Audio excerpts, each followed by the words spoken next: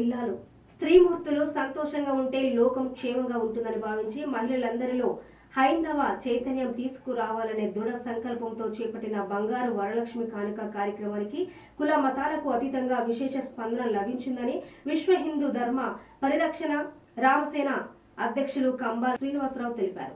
స్థానిక సూర్య కళ్యాణ మండపంలో గోకవరం చుట్టుపక్కల సుమారుగా 30 గ్రామాలకు సంబంధించిన బంగారు వరలక్ష్మి కానుక 2 లక్కీ డ్రా కార్యక్రమాన్ని సోమవారం నిర్వహించారు. ఈ కార్యక్రమాన్ని కంబాల శ్రీనివాసులు ఘనంగా ప్రారంభించి విజేతలను ప్రకటించారు.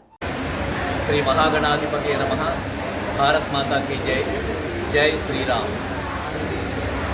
నేను మీ కంబాల శ్రీనివాసరావు.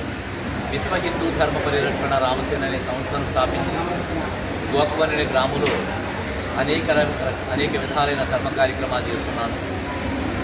ఈ ప్రాంతం ఎందుకంటే మా గోకవరం గ్రామమే కాకుండా రాష్ట్రమే కాకుండా దేశమే కాకుండా USA వరకు అమెరికా వరకు కూడా ఈ ప్రోగ్రామ్స్ చూస్తున్నారు కాబట్టి ఈ ప్రాంతం యొక్క వివరాలు చెప్పదలుచుకున్నాను. ఇది భారతదేశంలోని ఆంధ్రప్రదేశ్ రాష్ట్రంలో తూర్పుగోదావరి జిల్లాలో ఉన్న రాజమండ్రికి 30 కిలోమీటర్ల దూరం ఉన్న గోకవరం గ్రామం.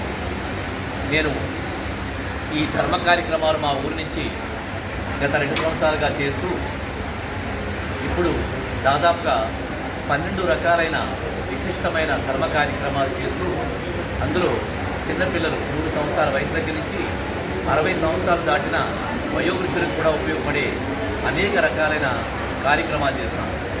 ఇందులో చాలా ధర్మాచరణ కార్యక్రమాలు ఉన్నాయి. ఇందులో ముఖ్యంగా మాట్లాడుకోవాల్సిన ఈరోజు బంగారు వరలక్ష్మి కానుక.